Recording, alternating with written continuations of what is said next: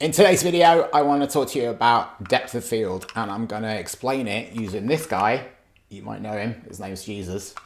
And these three, Run DMC. And weirdly, I've got a toy of somebody that I've met in real life. That's kind of odd, isn't it? Anyway, let's get into it.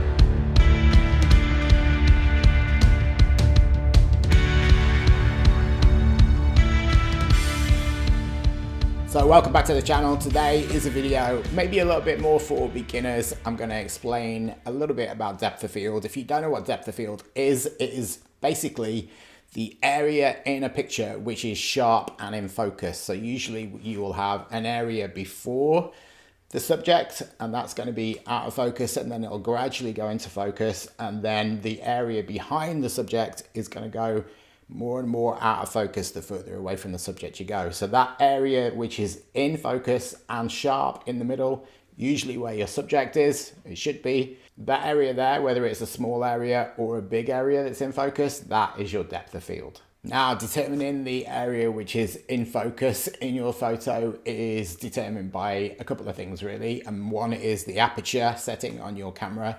Another is how far away from the subject you are, so your composition. And it's also affected by the kind of lens you're using and how wide an aperture you can get on that lens. So we'll talk about that a little bit in a minute. A lot of people these days are big fans of that very blurry background, especially when it comes to portraiture, where your subject is sharp, but everything behind the subject is more and more blurry depending on how far away things are. So what we're after in that case is a shallow depth of field. So hardly anything is going to be sharp and in focus, but hopefully it's going to be the face, or especially the eyes should be sharp. Whereas a very deep depth of field means that almost everything, and sometimes everything from front to back in the image, is going to be sharp and in focus. And that's usually popular with landscape photographers and maybe people who do real estate and things like that, where you want everything in the image to be fairly clear depending on the effect that you're going for.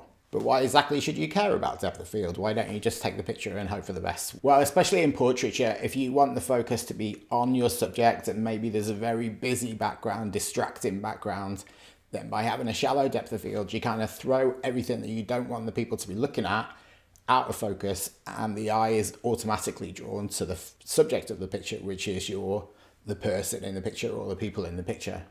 In the example I'm going to show you, the people in the picture or the subject in the picture is going to be Jesus, Run DMC, and a few of their friends. At the end of the video, I'll give you a little tip about photographing large groups to make sure that all those people are in focus. And if you're a landscape photographer or you want different things in the image to be in focus to tell a story somehow, maybe in a photojournalistic kind of way, you're going to want to use a smaller aperture on your camera, and that will lead to getting a deeper depth of field.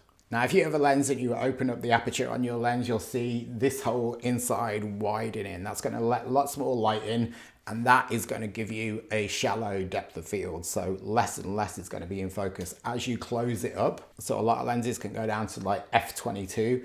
Then it's going to go really, really small, a lot less light's coming in, and that is when you get that deeper depth of field where everything looks in focus. Now, when you're starting out, it can be a little bit confusing because it means that the bigger the hole, the smaller the f-stop number. So a wide open aperture could be f2.8, sometimes as low as f1.2, or even less than that. Whereas with a bigger number, the bigger the f-stop, so we're talking sometimes f16 or even f22 and above, then that is going to be a smaller hole. So the bigger the hole, the smaller the number, the smaller the hole, the bigger the number. But an easy way to think about it is the bigger the number, the more is going to be in focus, the smaller the number, and less is going to be in focus.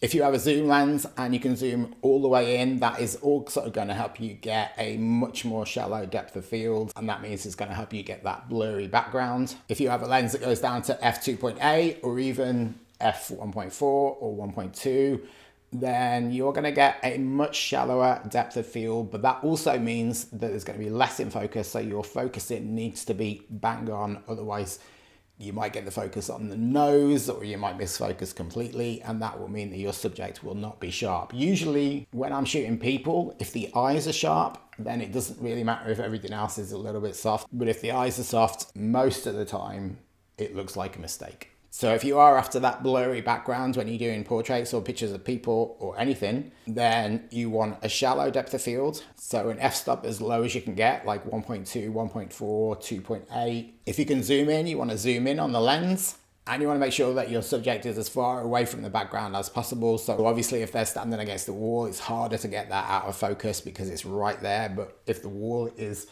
100 meters behind them, then it's going to be out of focus. So depth of field does matter, and it helps you create the kind of picture that you want to create and how to tell the story that you want to tell, and telling the viewer of your photo what they should be looking at. And to help demonstrate how this all works, I'm going to use Jesus and Run DMC and some of their friends in a little test. Okay, so here I have a nice little scene set up featuring a few of my toys I have lying around the house. Some of these are the kids, but some of them are actually mine. All of these pictures that I'm going to show you were taken on my 35mm 1.4 Canon lens. All of them were taken at ISO 160. The only thing that's going to be changing is the f-stop and the shutter speed. So I set the camera to aperture priority, so every time I change the aperture, the shutter speed is going to adjust to correct the exposure. This first photo was taken with the lens wide open, so at f1.4, which is as wide as my 35mm will go. That gave me a shutter speed of 1/320. So this is an example of a wide open aperture giving you a very shallow depth of field. So pretty much the only thing that's in focus here is Jesus himself. Right behind him on the table are my Run DMC toys, and behind that there's some other toys, but they're all kind of very, very blurry. At the back of the table, there's a couple of things which have words on. There's no way you're going to know what those words say at this point. And beyond that is our living room, and that is just a complete blur.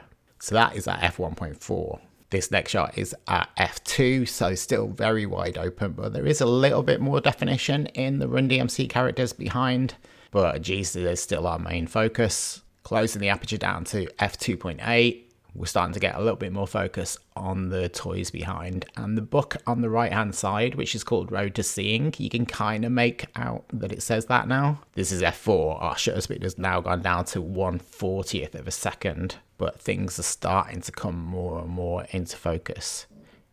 f5.6, you can definitely see Run DMC much clearer now, and the wording on the book is getting clearer. Now we're at f8. And even the words on the board at the back are starting to come into focus. You can see the word life at the top. Jesus is still more in focus than Run DMC because they are a little bit further back. But even the toys behind Run DMC are starting to become clear now with my little toys from the band Uncle. We've got the Pez Pokemon toys at the back that you can see clearer now. Down to f11, and everything is very much more in focus now. You're starting to be able to read the words on the board at the back. Run DMC and Jesus are almost equally in focus now at f11. Our shutter speed is all the way down to 1/5 of a second now. You wouldn't want to shoot this handheld. Now we're at f16, so the aperture is closed almost all the way down. You're starting to be able to read that board much more clearer at the back. The living room behind it is starting to show a lot more detail. Most of the toys on the table are kind of in focus now. And then we go all the way down to f22. You should be able to read most of those words on the board at the back. If you don't like your job, quit. If you don't have enough time, stop watching TV. If you're looking for the love of your life, stop. They'll be waiting for you when you start doing things you love. At f22, you can see the Pearl Jam poster at the very back on the right hand side. You can see our TV and the lamp, which was all completely blurred when we started out at 1.4. Now, I mentioned I'd give you a tip about photographing large groups. If this was actually a group of people in front of me and I wanted to try and make sure that most of them were in focus, I would focus not on Jesus, I would focus about 1/3 of the way back in the scene. So in this scenario, it would be kind of on Run DMC. So if I focus on Run DMC, there should be at f22 enough depth of field for everybody from front to back to be pretty clear in the shot. So with a smaller aperture, f22, you're going to get much more depth of field, focus about 1/3 of the way back in the group, and everybody should be fairly in focus. And there you have it. If we go back to f1.4, this is what you'll see. We've got everything's completely blurry apart from Jesus. And then at f22, most things front to back are much, much clearer. So there you have it. If you weren't sure about depth of field, I hope that video has been useful. We are going to talk a little bit more about the best apertures to use in a future video, so stick around for that. Otherwise, thanks for watching, and I'll see you in the next one.